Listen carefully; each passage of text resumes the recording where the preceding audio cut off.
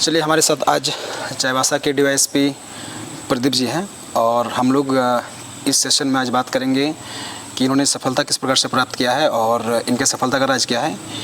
हो सकता है कि इस वीडियो के माध्यम से जो बच्चे जेपीएससी का प्रिपरेशन कर रहे हैं या तो जो करने का सोचे हैं उनको इस वीडियो से कुछ ना कुछ सीख मिलेगी। तो चलिए प्रदीप जी, बताइए अपने बारे में कुछ, आज अपने बारे में। मेरा नाम प्रदीप कुमार है और मैंने जेपीएससी में 7 to 10 जेपीएससी क्वालिफाई किया था और 1 साल की बेसिक ट्रेनिंग हजारीबाग में कंप्लीट करने के बाद जो प्रोबेशन जिला अलॉट होता है सभी प्रोबेशनर डीएसपीज़ को, तो मैं अभी करेंटली चाईबासा में एज ए प्रोबेशनर हूँ और अभी मतलब हमारा प्रोबेशन कंप्लीट हो गया है। अभी हम लोग वेटिंग फॉर पोस्टिंग में हैं। ये जेपीएससी का तैयारी का मोटिवेशन कहाँ से मिला आपको? बेसिकली अगर मैं बताऊं तो जेपीएससी सिविल सर्विसेज मेरे डोमेन में कभी था ही नहीं। अगर इनिशियली जैसे मैं ग्रेजुएशन कर रहा था तो उस टाइम मैं बैंक वगैरह की तैयारी करता था जी। तो एक्चुअली हुआ क्या कि मेरे एक फूफा हैं, वो आए घर तो उन्होंने ये आइडिया फ्लोट किया मेरे चाचा को, क्योंकि मैं अपने चाचा के साथ रहता था। तो उन्होंने पहले कहा कि प्रदीप को यूपीएससी की तैयारी करवाते हैं जी। तो मैंने कहा ठीक है, मुझे 1 महीने का टाइम दीजिए। मैंने सिलेबस देखा तो मैंने कहा कि मैंने सिलेबस देखा तो मुझे लगा कि हो सकता है, तो मैंने डन कर दिया। फिर मैं बेसिकली यूपीएससी की तैयारी कर रहा था। उसके बाद एक इंसिडेंट हुआ मेरे साथ, एक एक्सीडेंट हो गया मेरे साथ, तो इस कारण मुझे जेपीएससी में स्विच करना पड़ा। तो मतलब कहीं ना कहीं मेरे घर वाले ही मेरे इंस्पिरेशन थे जेपीएससी और यूपीएससी के लिए। तो जैसे जो बच्चे पढ़ाई में बहुत एवरेज होते हैं, जैसे होता है क्या कि कुछ बच्चे पढ़ाई में एवरेज, जैसे मैं एग्जांपल अपना लेता हूँ तो मैं बहुत एवरेज बच्चा हूँ, तो एवरेज बच्चे क्या इस तैयारी के बारे में सोच सकते हैं? कोई भी सोच सकता है। सिंपल सी बात है, जो मेहनत करना चाहता है, जो भी मेहनत करना चाहता है वो इस एग्ज़ाम के बारे में सोच सकता है। दैट मीन्स लोग को मन में धारणा ही बना हुआ है कि भाई जेपीएससी का तैयारी करना है, यूपीएससी मतलब सिविल सर्विस की तैयारी करना है, तो मतलब बहुत एक ब्रिलियंट स्टूडेंट होना चाहिए। क्या ये मिथ है या इस पर क्या? अगर किसी को ऐसा लगता है तो अभी रिसेंटली मूवी आई थी 12 फेल, तो सर के बारे में सबने देखा होगा कि सर का एकेडमिक बैकग्राउंड क्या था और सर ने यूपीएससी क्वालिफाई किया। तो मनोज सर के बारे में बात करें। हाँ, मनोज सर के बारे में। जी। तो ऐसा कोई नहीं है। अगर सिंपल सी बात है कि बहुत सारे स्टूडेंट होते हैं, जैसे मेरे ही बैच में कुछ हैं जिनके कम मार्क्स आए थे ग्रेजुएशन में या फिर 12th में, बट उन्होंने बाद में डिसाइड करा कि नहीं यार हमें मेहनत करनी है, तो उन्होंने मेहनत किया और सक्सेस उनको मिलती है। तो कोई ऐसा बहुत सी सिंपल सी बात है कि आपका जो एकेडमिक क्वालिफिकेशन है 10th और 12th या ग्रेजुएशन में, वो कोई क्राइटेरिया नहीं है। अगर फॉर एग्जाम्पल मेरा मैथ ऑनर्स था, लेकिन जब मैं सिविल्स की तैयारी में आया तो मैथ से कोई लेना देना ही नहीं था। तो मैंने एक नए सिरे से तैयारी स्टार्ट की। तो मतलब मेरे हिसाब से कोई भी स्टूडेंट है उसको सिर्फ इसलिए कि वो उसका एकेडमिक क्वालिफिकेशन बहुत अच्छा नहीं है अप टू ग्रेजुएशन, कि मतलब उसको ये नहीं सोच लेना चाहिए कि उससे सिविल्स नहीं होगा, यूपीएससी या जेपीएससी की तैयारी नहीं हो पाएगी। ये जेपीएससी का जो एग्ज़ाम होता है वो कितने स्टेजेस में होती है? जो भी जेपीएससी या जितने भी सिविल्स के एग्जाम होते हैं, चाहे वो स्टेट का हो चाहे यूपीएससी का हो, वो हमेशा 3 लेवल पे होती है। पहला प्रीलिम्स, दूसरा मेंस और तीसरा इंटरव्यू। तो बेसिकली प्रीलिम्स में आपको ऑब्जेक्टिव क्वेश्चंस पूछे जाएंगे। जैसे अगर सिंस मैं जेपीएससी क्वालिफाइड हूँ तो मैं जेपीएससी की बात करूंगा। जेपीएससी में प्रीलिम्स में 200 मार्क्स आपका 200 में 100 मार्क्स आपको इंडिया जीएस का पूछा जाएगा और 100 मार्क्स आपको झारखंड जीएस के। जब आप वो क्वालिफाई कर जाओगे तो आपको मेंस में पेयर करने को बोला जाएगा। तो मेंस में आपके बेसिकली एक लैंग्वेज पेपर रहेगा और बाकी आपके 4 मेन पेपर होंगे। एक हिस्ट्री ज्योग्राफी का पेपर रहेगा, एक आपका पॉलिटी पबएड का होगा, एक आपका इकोनॉमिक्स का कंप्लीट होगा और एक साइंस एंड टेक का होगा। तो प्रीलिम्स में 2 पेपर होते हैं, पेपर 1 पेपर 2। पेपर 1 का तैयारी कोई बच्चा करना चाह रहा है स्टार्टिंग फेज से, तो उसकी तैयारी वो किस लेवल से स्टार्ट करेगा, कैसे स्टार्ट करेगा, सोर्सेस क्या होंगे उसका? देखिए, अगर जो भी न्यूकमर्स या फिर जो भी नए बच्चे इस वीडियो को देख रहे हैं, मैं उनको कहना चाहूँगा कि कभी भी अगर आप तैयारी करते हो तो कभी ये सोच के मत कीजिए कि मैं प्रीलिम्स की करूँगा, मैं मेंस की करूँगा, मैं इंटरव्यू की करूँगा। मेरे हिसाब से पीटी, मेंस और इंटरव्यू की तैयारी हमेशा साथ में होती है। अगर किसी को लगता है कि मैं प्रीलिम्स क्वालिफाई करके 2 महीने में मेंस निकाल लूँगा, तो ये बहुत बड़ा मिथ है। मतलब ये 99 आउट ऑफ 100 टाइम्स नहीं हो पाता है। तो अगर किसी को लगता है उसे तैयारी करनी है, मैं भी बताऊंगा कैसे करनी है, लेकिन पीटी मेंस और इंटरव्यू की तैयारी साथ में होनी चाहिए। अच्छा, पीटी मेंस इंटरव्यू के साथ होना चाहिए ना? बिल्कुल। ओके। अच्छा बताइए जी, जैसे पेपर जो सेकंड पेपर प्रीलिम्स का है, उसकी तैयारी बच्चे किस सोर्स के आधार से करें? सेकंड झारखंड का पेपर है शायद। हाँ। देखिए, झारखंड का पेपर बहुत ही आसान है, लेकिन लोग इसे कॉम्प्लिकेटेड बना देते हैं। अगर मैं प्रीलिम्स की बात करूं, तो प्रीलिम्स में झारखंड के टोटल 110 क्वेश्चन रहते हैं। उसमें पेपर 1, पेपर 2 में 100 क्वेश्चन और पेपर 1 में 10 क्वेश्चन। अगर मैं अपनी स्ट्रेटजी बताऊं तो 2-3 बुक्स आपको फॉलो करनी है। बेसिकली सबसे पहले मैंने उड़ान फॉलो किया, क्योंकि मेरे हिसाब से उड़ान से बेहतर बुक नहीं है। मेरी तैयारी के समय तक तो नहीं थी। उड़ान आप देखो, सिलेक्टेड पोर्शन के लिए आप लूसेंट झारखंड एक आता है, वो आप देख लो। इसके साथ साथ करंट अफेयर, ये करंट अफेयर के लिए आप मैगजीन्स ले सकते हो। इसके अलावा बजट और इकोनॉमिक सर्वे, मतलब 5 चीजें आपको देखनी है। फर्स्ट उड़ान, या फिर आपके हिसाब से कोई भी स्टैंडर्ड बुक्स है। जी। बहुत पतंजलि IAS की आती है, मनीष सर की आती है, तो आपको कोई एक standard book, selected portions of Lucent Jharkhand, इसके अलावा करंट अफेयर्स आपको अप टू डेट रहना है फ्रॉम मंथली मैगजीन्स। इसके अलावा बजट और इकोनॉमिक सर्वे, 5 चीजें अगर आप ध्यान में रखते हो तो मेरे ख्याल से ये एनफ रहेगा आपके लिए। मेंस में जो पेपर है, जैसे एक लैंग्वेज पेपर होता है, तो लैंग्वेज पेपर को लेकर लोग का ये धारणा था कि खोट्ठा का सिलेक्शन करेंगे तो उसमें जो मार्क्स का परसेंटेज ज़्यादा होता है। कुछ लोग हिंदी को चूज़ कर लेते हैं। करने के बाद तो क्या वाकई में खोट्ठा वाला जो पेपर है वो बच्चों को एग्ज़ाम में कुछ हेल्प करता है मार्क्स ज़्यादा लाने में? देखिए, खोट्ठा, अगर मैं खोट्ठा नहीं, मैं बाकी रीजनल लैंग्वेज की भी बात करूंगा। जैसे इंग्लिश और हिंदी से अगर उनका कंपेयर करें, तो खोट्ठा जैसे लैंग्वेज में एक पॉजिटिव क्या होता है कि इनका सिलेबस बहुत ही छोटा है। और वहीं अगर हम बात करें हिंदी और इंग्लिश की, तो उसका सिलेबस बहुत बड़ा है। अगर एक अच्छे स्टूडेंट हो, अगर आप पढ़ाई ठीक से करते हो, तो खोट्ठा आप आराम से 1 महीने में कवर कर सकते हो। तो मतलब सिलेबस छोटा है, ये आपका एक पॉजिटिव एस्पेक्ट है। अगर फॉर एग्जांपल देखिए, खोट्ठा यहाँ के बच्चे क्यों लेते हैं या फिर कोई रीजनल लैंग्वेज क्यों लेते हैं, उसका एक बहुत बड़ा रीजन है कि मैक्सिमम बच्चे जो JPSC में अपीयर करते हैं वो मैक्सिमम झारखंड के होते हैं। तो कोई भी बच्चा अपना जो भी मदर टंग है वो ना लेके हिंदी और इंग्लिश क्यों ले? मतलब मेरा ये कहना, अगर मुझे खोट्ठा अच्छे से आता है तो मैं हिंदी और इंग्लिश में क्यों लूं, जबकि मुझे पता है कि उसका सिलेबस बहुत ही लेंदी है और उसमें मुझे बहुत टाइम लगेगा। तो खोट्ठा के साथ सबसे अच्छी बात है कि आप कम टाइम में कवर कर सकते हो, और हिंदी, मतलब इसमें जो आपका टाइम बचता है वो बाकी आप GS पेपर में दे सकते हो। कुछ बच्चों का मानना है कि खोट्ठा का जो सिलेबस है दूसरे रीजनल लैंग्वेज के कंपेयर में थोड़ा छोटा है, क्या ऐसा है क्या? अब देखिए, बाकी जैसे जितना मैंने फील किया है, खोट्ठा का सिलेबस बहुत छोटा है, लेकिन सिंस मुझे नागपुरी या फिर अदर रीजनल लैंग्वेज का मैंने कभी सिलेबस देखा ही नहीं है, तो मुझे बहुत ज़्यादा आइडिया नहीं है। लेकिन हाँ, इंग्लिश और हिंदी के कंपेयर में इसका सिलेबस बहुत छोटा है। जी। मेंस में कितने पेपर होते हैं? मेंस में आपके टोटल अगर आप काउंट करोगे तो 6 पेपर होते हैं। 6 पेपर। तो पेपर उसमें इकोनॉमिक्स भी है, उसमें इकोनॉमिक्स पॉलिटी भी है। लोग जैसे कुछ बच्चों का, कोई बच्चे साइंस बैकग्राउंड से आते हैं, मान लीजिए किसी ग्रेजुएशन BSc, जैसे आपने कहा कि मेरा साइंस बैकग्राउंड से है, तो वो बच्चे के लिए बहुत टफ पड़ेगा क्या ये आर्ट्स? क्योंकि इनके जो बाद में पेपर 6 होते हैं वो थोड़ा टफ होता है एक्चुअली आर्ट्स के मामले में। तो क्या बच्चे साइंस वाले को बहुत ज़्यादा दिक्कत हो सकती है क्या इसमें तैयारी का? ऐसा कुछ नहीं है। मैंने स्टार्टिंग में ही एक बात कही है कि जो भी मेहनत करने के लिए तैयार है, irrespective of the background, irrespective of the academic qualifications, मतलब उसके 10-12 में क्या परसेंटेज आए, उसने ग्रेजुएशन में क्या स्ट्रीम रखा है, दैट डजंट मैटर। अगर कोई मेहनत करना चाहता है तो वो आराम से कर सकता है। ये कोई तुक नहीं है कि उसने साइंस लिया है, किसी का साइंस बैकग्राउंड है तो उसको हार्ड पड़ेगा, किसी का आर्ट्स है तो उसको आसान पड़ेगा, ऐसा कुछ नहीं है। आपने इसकी तैयारी करने के लिए कहीं से ऑनलाइन कोचिंग क्लासेस या ऑफलाइन क्लासेस कहीं से लिए थे क्या? हाँ, जैसे मैंने आपको पहले ही बताया कि पहले मैं UPSC ही कर रहा था। जी। तो जैसे इसमें स्टोरी है कि जैसे मैंने बताया ना कि मुझे कुछ टाइम दिया गया सोचने के लिए कि आप सोचो कि आप करोगे या नहीं। तो मैंने यहीं बोकारो में ही एक ट्यूशन क्लासेस ज्वाइन कर लिया, एक पांडे सर की क्लासेस है, तो मैंने उसको ज्वाइन किया। तो मुझे लगा कि मैं कर सकता हूँ जी जी। तो फिर मेरे घर वालों ने कहा कि बेटा एक काम करो, तुम चले जाओ दिल्ली, क्योंकि दिल्ली में ही मैक्सिमम जो लोकल बच्चे हैं वो दिल्ली में ही तैयारी करते हैं।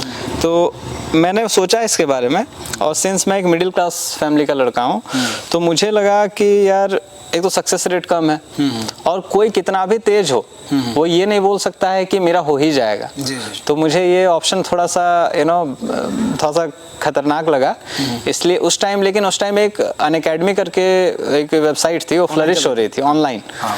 तो उसमें सब्सक्रिप्शन कॉस्ट बहुत कम था, 30,000। अच्छा अच्छा। तो मेरे चाचा के साथ मैं रहता था, तो मैंने कहा कि चाचा एक काम करो, आप ये मेरे को खरीद दो। तो चाचा ने कहा ठीक है। तो मैंने अनअकैडमी से ही बेसिकली अपनी तैयारी स्टार्ट की। तो अनअकैडमी से मुझे ये हेल्प मिला कि मैं जो भी पढ़ाई करता था सबके नोट्स बनाता था। टीचर के मुंह से कोई भी बात निकली जो लगता है कि मुझे इंपॉर्टेंट है फ्रॉम एकेडमिक प्रोस्पेक्ट या एग्जामिनेशन प्रोस्पेक्ट, तो मैं उसे हमेशा नोट डाउन करता था। अपने नोट्स हमेशा खुद बनाया मैंने। तो नोट मेकिंग तो मैंने कर ली, यूपीएससी का मैंने ठीक ठाक सिलेबस कवर किया, लेकिन बीच में कुछ ऐसा हुआ जिसके कारण मुझे स्विच करना पड़ा जेपीएससी में। तो अगर आपने यूपीएससी का तैयारी करा हुआ है या किसी और सिविल्स का करा हुआ है तो आपके लिए बहुत आसान हो जाता है, क्योंकि फिर आपको सिर्फ झारखंड पेपर देखना होता है। तो झारखंड पेपर के टाइम मैंने वो जो 5 सोर्सेस बताए मैंने उस पर ध्यान दिया। इसके अलावा मैंने अमित पाठक सर की क्लासेस ज्वाइन की थी मेंस आंसर राइटिंग के लिए, और बाय गॉड्स ग्रेस और बाकी मेहनत से हो गया। झारखंड वाले पेपर का जो आपने प्रिपरेशन किया तो उसके लिए कोई ऑनलाइन क्लासेस झारखंड के कोई ऐसे कोचिंग से या कहीं से या किसी टीचर का हेल्प आपको कहाँ से मिली? नहीं देखिए, झारखंड मतलब देखिए वही चीज़ है ना कि लोग आसान चीज़ों को कॉम्प्लिकेटेड बना देते हैं, कॉम्प्लिकेट कर देते हैं। तो मतलब जो चीज़ें आसानी से हो सकती है उसमें बहुत ज़्यादा दिमाग लगा के कोई फ़ायदा नहीं है। मैंने बहुत सारे स्टूडेंट्स को देखा है कि एक ही चीज़ को वो 10 किताब से पढ़ेंगे। CNT SPT पढ़ रहे हैं तो वो 4 किताब से पढ़ेंगे। अरे वो मतलब एक सेक्शंस हैं, वो सेक्शन चेंज नहीं होंगे, वो आप कितना सोच सकते हो उस पर डिपेंड करता है। तो जैसे मैंने बताया ना कि मैंने 5 सोर्सेज देखा, लेकिन देखिए झारखंड मेरे लिए नया था और जो भी तैयारी करते हैं उनके लिए नया होता है। तो मैंने क्या किया कि मुझे अगर कोई टॉपिक कॉम्प्लिकेटेड लगता था तो मैं ये क्या करता था, फॉर एग्जाम्पल मुझे संथाल शासन व्यवस्था ये डिफिकल्ट लगा, तो मैं ये करता था कि यूट्यूब में इसको सर्च कर लेता था। और YouTube में बहुत अच्छे अच्छे टीचर्स हैं, मतलब जिसका भी वीडियो मेरे को अच्छा लगा मैं देख लेता था, और मैं यहाँ वही करता था नोट मेकिंग। हो सकता है किताब में 2-4 चीजें ना हो, वो शायद उनके वीडियो में मिल जाती थी। तो झारखंड के लिए सिंपल सी बात है, जो 5 सोर्सेस मैंने बताए apart from this YouTube videos, ठीक है, और बाकी ग्रुप डिस्कशन। मेरा तो ये कहना है कि अगर आपको सक्सेस होना है तो आप अपना एक सर्कल बना लो। कैसा सर्कल बना लो? मतलब आप, सिंपल सी बात है कि सर्कल आपका ऐसा होना चाहिए जिसमें पढ़ने वाले बच्चे हो। मतलब आपका जो संगत है, जो फ्रेंड सर्कल है वो अच्छा होना चाहिए।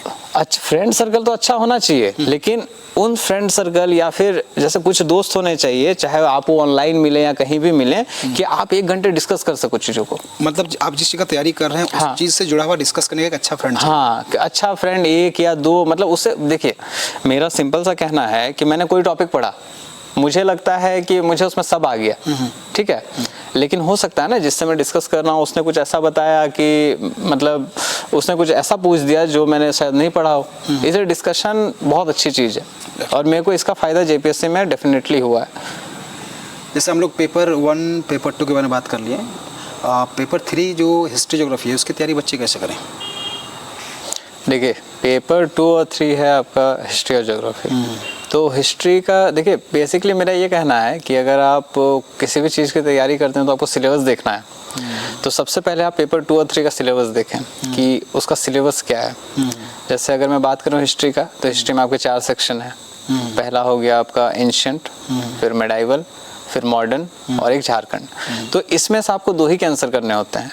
तो अपार्ट फ्रॉम आपने प्रीलिम्स क्वालिफाई कर लिया, मतलब आपने चारों के बारे में पढ़ लिया, इसके बाद आप 2 सेक्शन निकालो कि कौन से 2 सेक्शन के मुझे अटेम्प्ट करना है। मतलब मेरे हिसाब से ऑन ए सेफर साइड आप 3 सेक्शन की तैयारी करो। और अगर आप मेरे से जानना चाहोगे कि वो 3 सेक्शन कौन है, तो आप मॉडर्न हिस्ट्री को स्किप कर दो। ऐसा इसलिए क्योंकि मॉडर्न का सिलेबस बहुत वास्ट है। अगर जितना टाइम आप मॉडर्न में लगाओगे उतने में आपका एंशिएंट, मेडाइवल और झारखंड कंप्लीट हो जाएगा। तो सबसे पहले देखिए, जेपीएससी के साथ सबसे अच्छी ये बात है ना कि जेपीएससी का सिलेबस जो मेंस का है वो कहीं ना कहीं रिटन है, टॉपिक्स रिटन है कि इन्हीं टॉपिक से आपको क्वेश्चन आएंगे। तो अगर जहाँ तक मुझे याद आ रहा है, अगर एंशिएंट हिस्ट्री की बात करूँ तो उसमें हार्डली 10 से 15 टॉपिक हैं। सेम गोज फॉर मेडाइवल, उसमें भी हार्डली 15 टॉपिक 20 टॉपिक के लगभग हैं। और झारखंड में 5 से 6 टॉपिक हैं। तो आप इसमें ये कर सकते हो कि जितने भी टॉपिक हैं सबके आपके नोट्स बने हुए होंगे, तो आपके पास कंटेंट इनफ है। आप ट्राई करो जो मैंने किया था कि सभी टॉपिक का कोई एक अच्छा इंट्रो कंक्लूजन आप सोच लो। सोच क्या लो, आप उसको लिख लो कि अगर ये क्वेश्चन आता है, क्योंकि देखिए जो मैंने फील किया ना, एग्जाम में आपको इंट्रो और कंक्लूजन लिखने में बड़ा टाइम लगता है। इसलिए मैंने ये किया था, सिंस हिस्ट्री और ज्योग्राफी में, स्पेशली हिस्ट्री में टॉपिक्स बहुत कम थे, तो मैंने क्या किया था, बहुत सारे टॉपिक्स जिनका पॉसिबल हो पाए मेरे से, मैंने इंट्रो कंक्लूजन तैयार रखा था। और बाकी मैंने आपको बताया कि मैंने नोट्स बना लिए थे। नोट्स आपको बनाने ही चाहिए, तो आप नोट्स बना लोगे सारे टॉपिक के, आपके पास नोट्स रहेंगे, इंट्रो कंक्लूजन रहेगा, तो आप बाकी आप आंसर राइटिंग तैयारी करते रहो, वो आपका जो एग्जाम में आंसर है वो बहुत अच्छा आएगा। तो ये सिंपल सी बात है। बुक्स पूछेंगे तो बुक्स बहुत ही स्टैंडर्ड बुक्स आपको पढ़नी है। आप एनसीईआरटी पढ़ो। आप अगर आपको मॉडर्न अगर आपको अटेम्प्ट करना है तो आप राजीव अहिर के स्पेक्ट्रम पढ़ लो। इसके अलावा झारखंड के लिए वो किताबें काफ़ी है। बस झारखंड में एक चीज़ का आपको ध्यान रखना है कि जो भी आपने इंडिया में पढ़ा उसका यूज आप झारखंड में करो। जैसे फॉर एग्जांपल इंडिया में आपने 1857 रिवोल्ट पढ़ा हिस्ट्री में, तो उसका रेफरेंस आप दे दो। झारखंड का क्वेश्चन आ गया कि 1857 का रिवोल्ट झारखंड में किस तरह स्प्रेड आउट हुआ, क्या कंक्लूजन हुआ, तो आप उसका रेफरेंस उसमें दे दो। तो मतलब देखिए कोरिलेशन की है, किसी भी सब्जेक्ट में आप कितना कोरिलेट करते हो वो कहीं ना कहीं आपको सक्सेस की ओर लेके जाता है। तो ये तो रही हिस्ट्री की बात। ज्योग्राफी की बात वही, बुक्स आपको स्टैंडर्ड रखनी है, एनसीईआरटीज रखनी है। अगर फिजिकल ज्योग्राफी है तो सिंस आप उसके लिए साविंदर सिंह सर की एक किताब आती है फिजिकल ज्योग्राफी की, उसके सिलेक्टेड आप पोर्शंस कर सकते हो। इंडियन ज्योग्राफी यूट्यूब आप कर सकते हो, यूट्यूब में बहुत अच्छे अच्छे टीचर्स हैं फिजिकल ज्योग्राफी के भी और इंडियन ज्योग्राफी के भी, तो आप वो कर सकते हो। सेम इसमें भी 4 सेक्शंस होते हैं। सेम आपको जो मैंने हिस्ट्री में बताया ज्योग्राफी में पे आपको वही करना है। 2 सेक्शंस रीच आउट करने हैं। मैंने 2 सेक्शंस लिए थे, एक फिजिकल ज्योग्राफी एक इंडियन ज्योग्राफी। ऐसा इसलिए लिया था क्योंकि इसका कंटेंट मार्केट में अवेलेबल था, इसका कंटेंट इंटरनेट पे अवेलेबल था, और बाकी आंसर राइटिंग आप करते रहो, सेम कंटेंट आपके पास रहेगा, एक अच्छा इंट्रो कंक्लूजन। प्लस ज्योग्राफी में आपको ये ध्यान रखना, ज्योग्राफी इनफैक्ट हिस्ट्री में भी, कि जहां पॉसिबल हो पाए आप डायग्राम्स का रेफरेंस दो। फॉर एग्जाम्पल मैं एक एग्जाम्पल भी देता हूँ, जैसे हमारे हिस्ट्री में जो क्वेश्चंस आए थे हड़प्पा का, उसमें आप यकीन नहीं करोगे मैंने उसमें 4 से 5 डायग्राम जो हड़प्पा कल्चर के बारे में था उसमें डाला था। एक शेरशाह सूरी का क्वेश्चन आया था, तो मैंने डायग्राम से उसके एम्पायर को दिखा दिया कि उसका एम्पायर का एक्सटेंट क्या था, और मुझे स्कोप नहीं लगा तो मैंने नहीं दिया। इसके अलावा अगर ज्योग्राफी की बात करें तो एक साइक्लोन का क्वेश्चन आया था, तो साइक्लोन में मैंने 2 डायग्राम दिए थे। आप ट्रॉपिकल साइक्लोन का डायग्राम दे सकते हो, आप टेम्परेट का दे सकते हो। एक क्वेश्चन बड़ा अच्छा आया था कि इसमें एक क्वेश्चन था कि इंडियन क्लाइमेट और एक इंडियन क्लाइमेट और वेजिटेशन का क्या रिलेशन था। अच्छा। तो सिंपल सी बात है कि कंटेंट था मेरे पास, लेकिन एक था कि मैं उसको प्रेजेंट कैसे करूं। तो और मेरी राइटिंग स्पीड बहुत ज़्यादा नहीं है, तो मेरे साथ ये लिमिटेशंस था। तो मैंने क्या किया कि मैंने 2 इंडिया के डायग्राम बनाए। एक इंडिया के डायग्राम में मैंने इंडिया का दिखा दिया कहाँ रेनफॉल होता है, और एक में दिखा दिया कि कहाँ कौन सी वेजिटेशन है, और बाद में दोनों को कोरिलेट कर दिया। मतलब आप यकीन नहीं करोगे 4.5 पेज के क्वेश्चन में 2 पेज मैंने सिर्फ मैप डाला था। और मुझे पता है कि इसमें मेरे को अच्छे मार्क्स मिले होंगे, क्योंकि हिस्ट्री ज्योग्राफी पेपर में काफ़ी अच्छे मार्क्स थे मेरे। तो मतलब अगर मैं क्रक्स बताऊं तो सिंपल सी बात है, स्टैंडर्ड बुक्स को आप फॉलो कीजिए, एक ही या 2 ही बुक को उसी को बार बार रिपीटेडली आप पढ़िए, अपने नोट्स बनाइए, अपने टीचर से क्वेश्चन पूछिए, अपने जो आपका फ्रेंड सर्कल है उनके साथ चीज़ों को डिस्कस कीजिए, और आंसर राइटिंग कीजिए। सिंपल सी बात यह है। जैसे इसका मतलब यह है कि बच्चे जेपीएससी का मेंस में जब आंसर को लिखेंगे तो इसका मतलब कि वो डायग्राम के साथ अगर आंसर को प्रेजेंट करते हैं तो बहुत बेहतर मतलब होता है वो ना। बिल्कुल सिंपल सी बात है। आप खुद सोचिए, आप एक टीचर हैं, अगर एक आंसर आपके पास आया है 5 पेज में लिखना है आंसर। एक बच्चा है उसने 5 पेज डिस्क्रिप्टिव लिखा हुआ है, जी जी 5 पेज। और एक बच्चा है जिसने 5 पेज का आंसर लिखा है, बीच में 2 डायग्राम दे दिया है, एक मैप डाल दिया है, एक फ्लो चार्ट डाल दिया है। तो आपको मतलब कौन सा आंसर कन्वीनियंट होगा आपके लिए पढ़ना? एक जो इसने 5 पेज डाला है, जिसने मैप्स वगैरह डाले हैं। मैप्स के साथ डाले तो हमको लगा कि वो समझ में थोड़ा ज़्यादा मज़ा आएगा। एग्जामिनर को अच्छा लगता है कि मतलब एक लॉजिकली दिखाता है। हाँ, वो लॉजिक दिखाता है, वो आपका टाइम बचाता है। और मतलब देखिए डायग्राम ऐसी चीजें हैं ना जो मतलब बिना बोले बहुत सब कुछ आपको मतलब जो एग्जामिनर को बता देता है कि भाई मैं बताना क्या चाहता हूँ। हम लोग बात करते हैं पेपर 4 का, जो इंडियन कॉन्स्टिट्यूशन एंड पॉलिटी और एडमिनिस्ट्रेशन एंड गुड गवर्नेंस का है। तो इसकी तैयारी बच्चे कैसे करें, सोर्सेस कहाँ से लाएं? देखिए सेम यहाँ पर भी होता है कि इसका सिलेबस रिटन है, आपको पता है कि मुझे लिमिटेड टॉपिक्स पढ़ना है। तो जैसे आपने प्रीलिम्स में तो पढ़ा होगा, प्रीलिम्स में आपको सब कुछ पता होगा।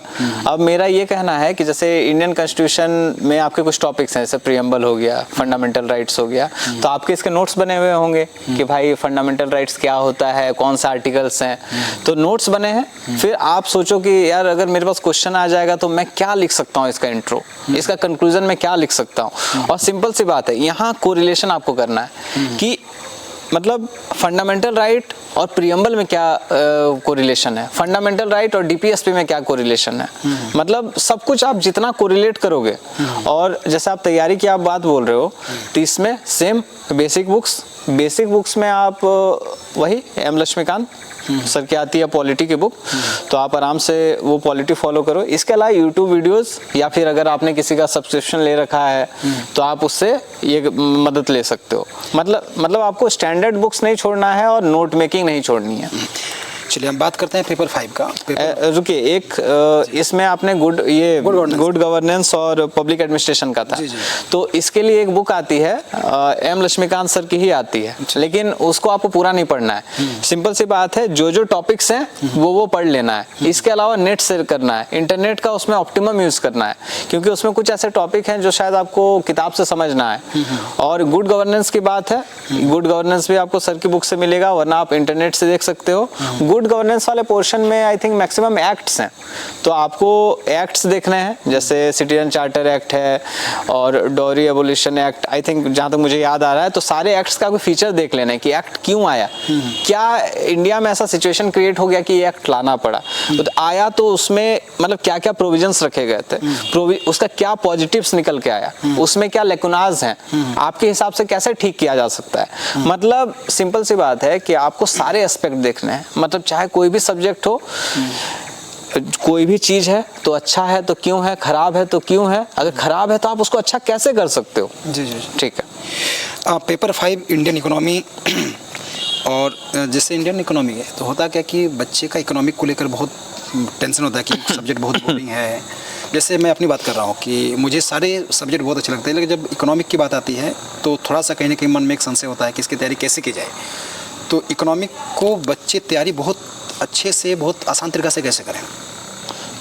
देखिए, अगर झारखंड के एस्पेक्ट हम देखें तो इकोनॉमी का सिलेबस नो डाउट बहुत बड़ा है।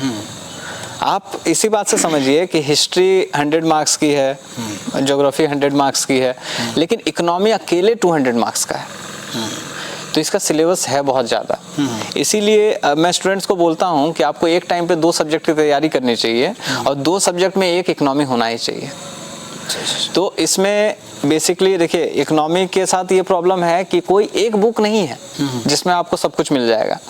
आपको जैसे आप रमेश सिंह सर की बुक देख सकते हो, संजीव वर्मा सर की देख सकते हो, लेकिन साथ में आपको इसमें इंटरनेट का यूज़ करना होगा। मुनाल सर की वीडियोज़ आती हैं और भी बहुत सारे टीचर्स की वीडियोज़ आती हैं। इसके अलावा आपको करंट अफेयर्स से अपडेट रहना होगा। इकोनॉमी के साथ ये है ना कि आपको करंट अफेयर्स से बिल्कुल ही अपडेट रहना होगा, रिलेट करना होगा। और इकोनॉमी में देखिए सिंपल सी बात है, अगर आपको इंटरेस्ट नहीं आ रहा है ना तो आप नहीं कर पाओगे, आप मतलब तैयारी नहीं कर पाओगे किसी चीज़ की। और जितना आप कोरिलेशन करो, इकोनॉमी आपके लाइफ में है।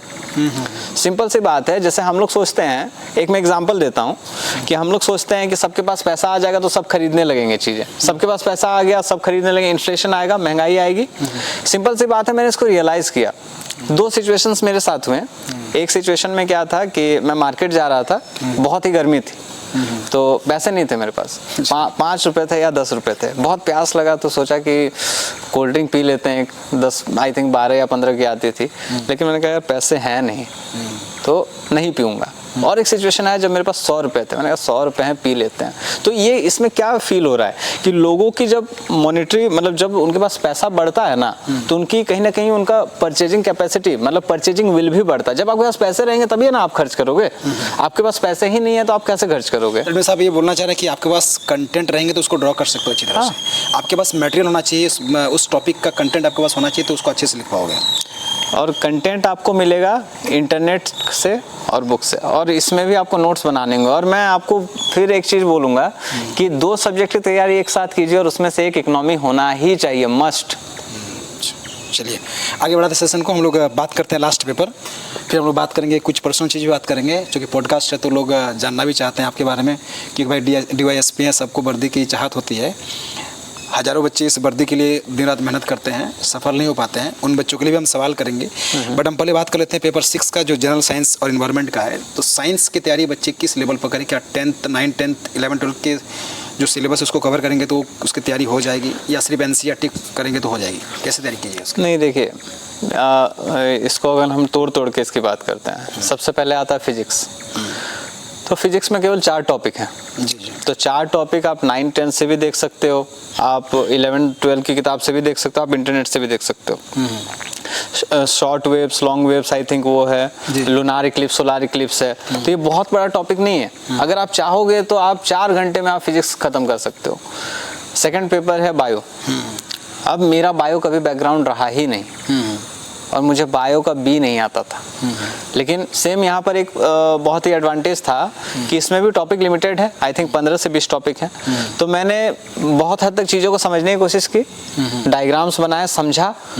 और देखिए कुछ चीज़ें ऐसी होंगी ना जिसको आप हो सकता है नहीं समझ पाओगे, तो लास्टली आपको थोड़ा सा उसको रिमेंबर करना होगा, थोड़ा सा रट्टा मारना होगा। तो मैंने बायो में वो किया, जितना समझ आया मेरे को मैंने उसको समझा और बाकी उसमें मैंने थोड़ा बहुत रट्टा तो मारा।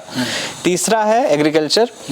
एग्रीकल्चर में बहुत नहीं है, एग्रीकल्चर में आप इंटरनेट का बहुत अच्छा यूज कर सकते हो, इंटरनेट का यूज कर सकते हो। इसमें आपको झारखंड का इकोनॉमिक सर्वे बजट और इंडिया का इकोनॉमिक सर्वे बजट आपको अच्छे से यूज करना आना चाहिए कि क्या एग्रीकल्चर लैंड है, क्या क्रॉप प्रोडक्टिविटी है वगैरह। मतलब आप इंटरनेट का यूज करो और मैगजीन्स वगैरह। चौथा पेपर हो गया आपका इन्वायरमेंट इकोलॉजी। तो इन्वायरमेंट इकोलॉजी आप बुक से कर सकते हो, शंकर IAS सर की बुक आती है या फिर PMF IAS की बुक आती है। तो मतलब एक चीज आप ध्यान रखिए, जो टॉपिक मेंशन है सिलेबस में सिर्फ आप उसी को करें।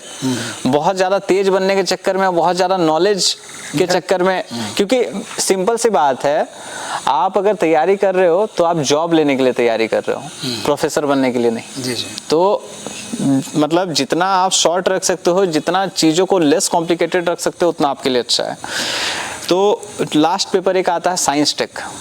तो साइंस टेक, जैसे मैंने साइंस टेक पूरा का पूरा इंटरनेट से ही किया था, तो मतलब मेरे को थोड़ा डिफिकल्टी हुआ, बट बहुत ज़्यादा उसमें इशू नहीं होता है। मतलब वो समझने की चीज़ है, आपको अगर GSLV क्या है, PSLV क्या है, तो मतलब आपको मतलब जैसे, लेकिन क्वेश्चंस भी थोड़ा अटपटे आ गए थे हमारे टाइम में, तो शायद मेरा इसमें थोड़ा इशू हो गया होगा, लेकिन आप उसमें चीज़ों को लिमिटेड रखिए, हो जाएगा। चलिए अब सवाल हम आते हैं, सिलेबस हम लोग कवर कर लिए हैं, क्या सारे क्वेश्चंस कर लिए हैं। अब जैसे बात आती है कि जो बच्चे सफल नहीं हो पाए हैं, उन्होंने कोशिश बहुत किया, फर्स्ट अटेम्प्ट दिया, सेकंड अटेम्प्ट दिया, बट वो सक्सेस नहीं हो पा रहे हैं, तो उन बच्चों के लिए आप क्या बताना चाहिए? क्योंकि बच्चे टूटे हुए होते हैं, क्योंकि जब बच्चे का जब 2 बार सिलेक्शन नहीं होता है, तीसरी बार जब सिलेक्शन नहीं होता है तो हिम्मत हार जाता है, तो उन बच्चों के लिए आप क्या बताना चाहेंगे? देखिए, मैंने फर्स्ट अटेम्प्ट में निकाला था, जी। ठीक है। हम लगभग मेरे टाइम में 800 बच्चों ने इंटरव्यू दिया था और सिलेक्शन केवल 252 का हुआ था। अच्छा, तो ऐसा थोड़ी ना है कि जो 550 बच्चों का नहीं हुआ वो बेवकूफ़ है या वो मेरे से कम इंटेलिजेंट है, ऐसा कुछ नहीं है। मेरा जैसे मैंने वो तो फेस नहीं किया है वो फेलियर वाला, बट मैं उसको फील कर सकता हूँ कि अगर आप नीचे गिरते हो, वो भी एकदम टॉप से, मतलब आपका 1 मार्क्स या 2 मार्क्स अगर आपका ज़्यादा होता तो कहीं ना कहीं आप मेरिट लिस्ट में आ जाते। तो उनके लिए तो बड़ा डिफिकल्ट होता होगा, बट मेरा यही एडवाइस है कि आप किसी से कम नहीं है। जस्ट बिकॉज मेरा सिलेक्शन हो गया तो मैं बहुत बड़ा तेज नहीं हो गया, और आपका शायद 1-2 मार्क्स की वजह से नहीं हुआ तो आप कमज़ोर नहीं हुए। तो मेरा यही कहना रहेगा कि आप मतलब एक कहावत भी है, उठो गिरो और फिर से प्रयास करो, ठीक है, गिरो उठो या फिर से प्रयास करो, मैंने उल्टा बोल दिया। तो आप उसको फिर से ट्राई कीजिए। ऑल्दो मैं ये बोल रहा हूँ, आप क्या बीत रही है आप पे या फिर क्या बीतती है लोगों पे शायद मैं नहीं समझ सकता, लेकिन उनकी जगह मैं होता तो मैं भी यही करता। क्योंकि मेरे कुछ फ्रेंड्स हैं जिनका मेरी वाली जेपीएससी में नहीं हो पाया, वो बहुत ही डिमोटिवेटेड हो गए थे, लेकिन उनमें से कुछ दोस्त थे जिन्होंने कहा कि नहीं, हमने तैयारी पूरी कर ली है, कुछ मार्क्स के लिए नहीं हुआ तो हम पीछे नहीं हटेंगे। तो उन्होंने फिर से ट्राई किया और अल्टीमेटली जेपीएससी में उनका रिजल्ट हुआ। चलिए, जैसे होता क्या ना कि कुछ बच्चों का सिलेक्शन जब नहीं हो पाता है तो उनका घर का प्रेशर, समाज का प्रेशर, दोस्तों का प्रेशर, मतलब होता है कि वो हर जगह से एक प्रेशराइज झेलता है। तो उनको मतलब एक ही पॉइंट में क्या बताना चाहेंगे कि वो अपने आप को, उनका जो स्ट्रेस है उस स्ट्रेस को कम कैसे करे वो? देखिए, जो भी आपने बात बोली वो ठीक है, उसका एक ही सॉल्यूशन है कि आप अपना प्लान बी जरूर तैयार रखें। एक प्लान बी होना ही चाहिए। क्योंकि देखिए, मैंने इनिशियली भी एक चीज़ कहा था कि आप कितने भी तेज हों, आप नहीं बता सकते हैं कि आपका जॉब हो ही जाएगा। जी जी। तो मेरे से बहुत तेज लोग थे, मेरे साथ तैयारी करते थे, मेरे साथ ग्रुप डिस्कशन करते थे, उनका नहीं हो पाया। तो मेरे हिसाब से जिस तरह का कंपटीशन लेवल अभी चल रहा है, आपको एक प्लान बी रखना ही होगा। प्लान बी जैसे मैं बताता हूँ, जैसे मैंने बीएड किया हुआ था तो था कि मैं मतलब टीचिंग कर लूँगा, और मान के चलिए कि कोई बीएड नहीं कर पाता या फाइनेंशियल कंस्ट्रेंट है, तो मैंने सोचा हुआ था कि जैसे मैं पॉलिटी मुझे बहुत अच्छी लगती थी, तो मैं पॉलिटी को बहुत अच्छे से पढ़ता था, और मैं सोचता था कि यार कुछ नहीं हुआ ना तो कल दिन पॉलिटी का ट्यूशन पढ़ा के ही मैं अपना घर चलाऊँगा। चलिए, अब हम बात करते हैं पुलिसिंग में, क्योंकि डीवाईएसपी है तो सवाल करना लाजमी है। एक मिनट, था सब पसीना बहुत ज़्यादा हो गया। चलिए, डीवाईएसपी हैं तो हम चाहते हैं कि आपसे कुछ पुलिसिंग पर सवाल भी हो, क्योंकि बहुत सारे लोग के मन में सवाल आता है, क्योंकि जो ऑडियंस देख रहे हैं उनका भी डिमांड है कि भाई आप इस पर सवाल करें।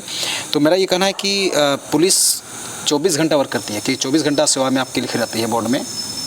तो पुलिस हमेशा हम लोग को काम करती है, एक समाज में हो, देश में हो, या राज्य में, जिला में हो, मतलब पुलिस ही व्यवस्था को संभालती है, लॉ एंड ऑर्डर को। उसके बावजूद भी लोग के मन में ये धारणा क्यों बैठा हुआ है कि पुलिस को लेकर एक नेगेटिव छवि क्यों बनी हुई है? देखिए, अंग्रेज तो चले गए, लेकिन कुछ गलत धारणाएं हमें दे गए, ठीक है। तो जैसे अगर आज़ादी से पहले की बात करें तो यहाँ पर पुलिस स्टेट हुआ करता था, पुलिस का काम ही था एक्सप्लॉइट करना। लेकिन और अभी जब भारत आज़ाद हुआ तो भारत एक वेलफेयर स्टेट है, एक कल्याणकारी राज्य है। लेकिन एक होता है ना कि आपके साथ पास्ट में जो हो चुका है वो आपको हॉन्ट करता है, तो कहीं ना कहीं वो एक धारणा जो आज़ादी से पहले बनी हुई थी वो धारणा आज भी लोगों के मन में है। और इसमें मैक्सिमम बातें होती है ना कि लोग पुलिस से कभी मतलब खुद इंटरेक्ट नहीं करेंगे, कभी थाने नहीं जाएंगे, बस वो कहा सुने की बातें करेंगे कि नहीं पुलिस ऐसा करती है, पुलिस ऐसा करती है। जैसे जितना मैंने फील किया है, मैं भी जैसे हमारे ट्रेनिंग में भी थाना प्रभारी रहने का मौका मिलता है, तो मैं खुद ऑफिसर इंचार्ज था थाना का। तो मैंने देखा कि जो लोग मतलब बहुत सारे लोग हेस्टेट करते हैं आने, पता नहीं मुझे, उनको लगता है कि ऐसा हो जाएगा वैसा हो जाएगा। तो मैंने कुछ लोगों को खुद से बुलाया, मैंने कहा आप थाना आएंगे तब ना आपकी बात हम सुनेंगे, आपके पास तो हम जा नहीं सकते हैं, आपको मन को पढ़ नहीं सकते हैं। तो मेरा यही कहना होगा कि ये जितनी भी धारणाएं हैं कि पुलिस ऐसी होती है वैसी होती है, ऐसा कुछ नहीं है। अगर आपको यकीन नहीं है तो आप नियर बाय पुलिस स्टेशन में जब भी आपको इश्यू हो तो आप आराम से जाइए, पुलिस डेफिनेटली आपकी मदद करेगी। और आज की पुलिसिंग बहुत ही डिफरेंट है, और स्पेशली जो नए पुलिस ऑफिसर रिक्रूट हो रहे हैं, चाहे वो सब इंस्पेक्टर लेवल पे हो, चाहे डिप्टी एसपी, चाहे आईपीएस लेवल पे हो, वो कहीं ना कहीं मतलब लोगों की सेवा ही करना चाहते हैं। जी जी जी। सिलेक्शन से पहले और सिलेक्शन के बाद आपके ज़िंदगी में कितने बदलाव आए? बहुत कुछ बदलाव आया। पूरा जो आपका डेली रूटीन था वो चेंज हो गया। पहले डिसिप्लिन नहीं था लाइफ में, अब डिसिप्लिन मतलब कहीं ना कहीं मतलब डिसिप्लिन हो गया हूँ मैं ज़्यादा। पहले लगता था कि उस तरह का लीडरशिप स्किल्स नहीं था, अभी है। मतलब चीज़ों को देखने का तरीका बदल गया है। मतलब पहले चीज़ें होती थी और अभी चीज़ें होती, मतलब मैं फील करता हूँ कि अब मैं सिंस 3 साल हो गए मेरे पुलिस में, तो मैं अब थोड़ा मैच्योर हो गया हूँ चीज़ों को लेके, और मतलब बहुत खास बदलाव नहीं आया, बट हाँ मतलब वही डिसिप्लिन हो गया हूँ और यही सब चीज़ें। कितने घंटे पढ़ाई करते थे? हाँ, ये बहुत अच्छा क्वेश्चन है। देखिए, आपने पूछा क्वांटिटी, कितने घंटे, क्वालिटी नहीं पूछा। क्वालिटी कोई नहीं पूछता। जी जी। ठीक है, देखिए हमेशा एक चीज़ याद रखिए कि ठीक है क्वांटिटी मायने रखती है, बट क्वालिटी ज़्यादा मायने रखती है। अगर आप 10 घंटे हवाबाजी में पढ़ाई कर रहे हो, 10 घंटे पढ़ रहे हो, बीच में आप इंस्टा चला रहे हो, फेसबुक चला रहे हो, दोस्त से बात कर रहे हो, और आपने देखा भाई मैं 10 घंटे पढ़ लिया, तो वो आपके लिए कोई फ़ायदे का नहीं होगा।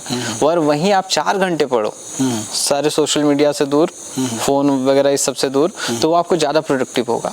अगर मैं अपनी बात करूं तो मेरा कुछ ऐसा था नहीं कि मुझे रोज़ 10-10 घंटे पढ़ने हैं, या फिर मैं 15 घंटे पढ़ता था, मतलब ऐसा कुछ था नहीं मेरे साथ। मैं जनरली ट्राई करता था कि ऑन एन एवरेज मैं 5 से 6 घंटा डेली पढ़ लूं, वो भी कैसा, मतलब सारे इंट्रैक्शन से दूर। तो इससे बचने के लिए मतलब सारे मतलब जो भी प्रॉब्लम्स होते हैं, मतलब काम वगैरह या फिर जो भी, तो इसके लिए मैं क्या करता था, मैं रात को पढ़ता था, क्योंकि मुझे पता है दिन में कुछ ना कुछ काम आ जाएगा, कुछ सामान लाना है, या कोई गेस्ट आ गया, या कुछ अचानक से किसी ने फ़ोन कर दिया, तो मुझे पता था कि रात के टाइम में ना कुछ काम आ रहा है मेरे पास, ना कोई दोस्त मुझे फ़ोन कर रहा है। तो इसलिए मैंने रात का समय चुना। रात को मैं 4-5 घंटे 6 घंटे ट्राई करता था कि पढूं।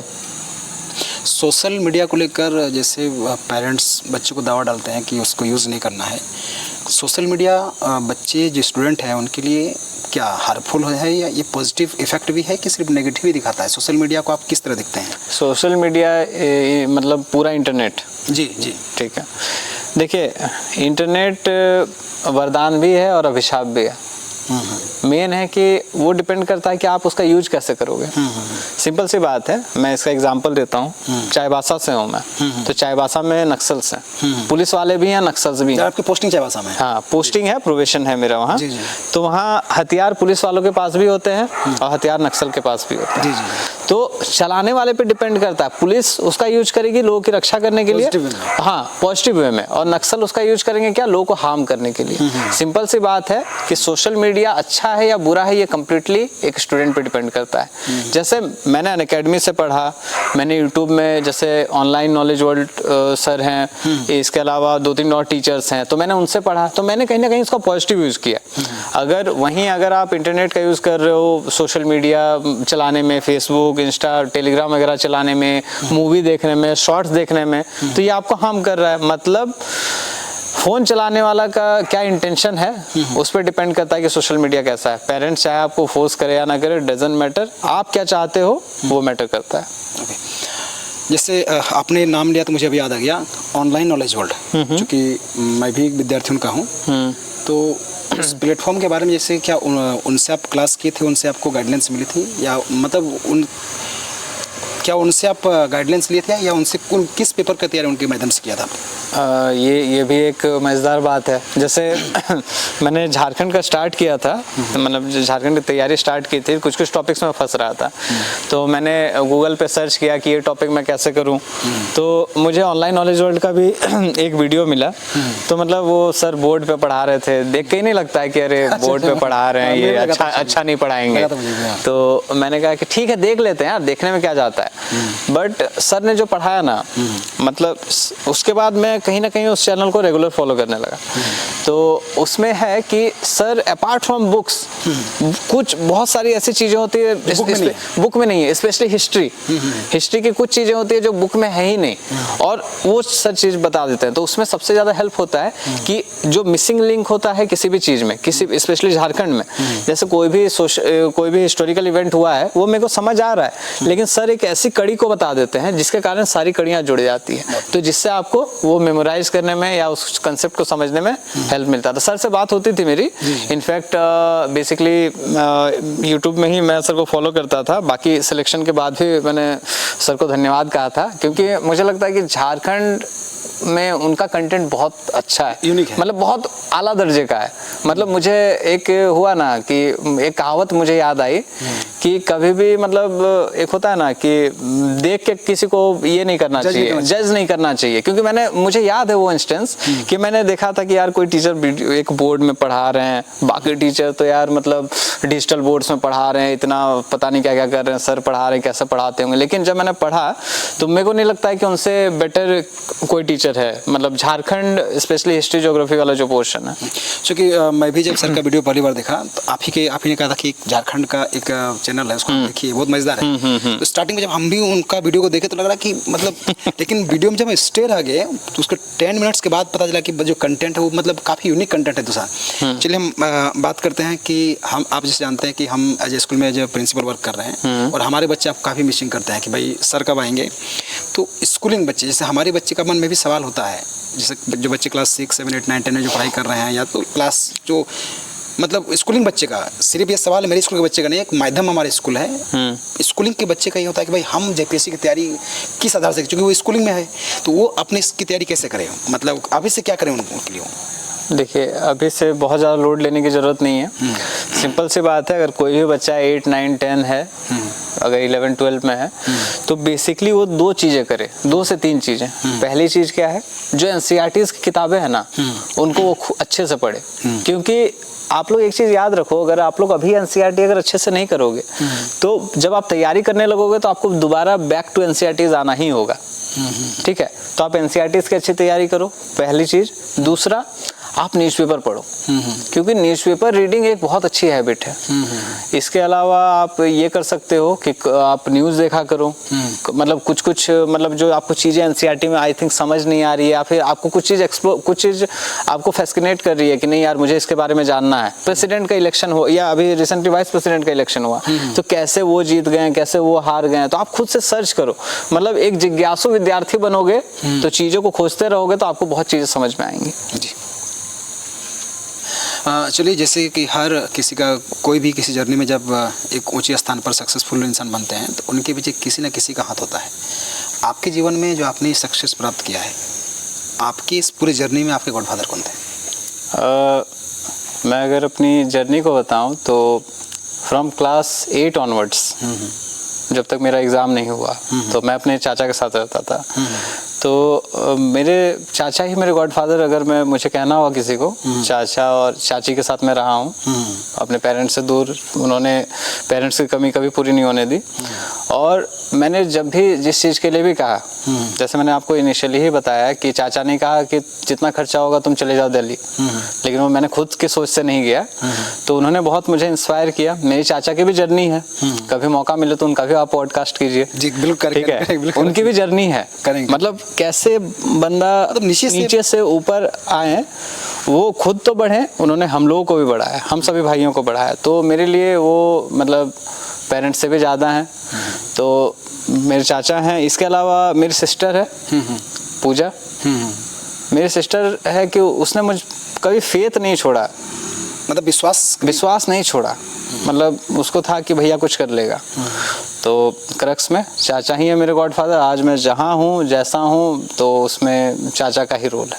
चलिए, बहुत बहुत धन्यवाद, क्योंकि आपने सफलता के बाद भी उन व्यक्ति को नहीं भुलाया है जो व्यक्ति आपके जीवन को मतलब इस पोजीशन पर लेकर आए। एक अब सवाल ये है कि जो बच्चे डिमोटिवेट हो जाते हैं, स्ट्रेस इतना लेते हैं बिल्कुल असफल हो जाने के बाद, तो उनको आप बताइए कि वो अपने स्ट्रेस को कम कैसे करें? बिल्कुल टूटे हुए रहते हैं व्यक्ति, जैसे सफलता नहीं हो पाई है, बहुत तरह का उनको टेंशन हो जाता है। तो पेरेंट्स को जो सफल नहीं हो पाए हैं जिनके बच्चे, उनको और उस बच्चे को क्या आप बताना चाहेंगे कि वो अपने बच्चे को किस तरह से ट्रीट करें फेलियर के बाद?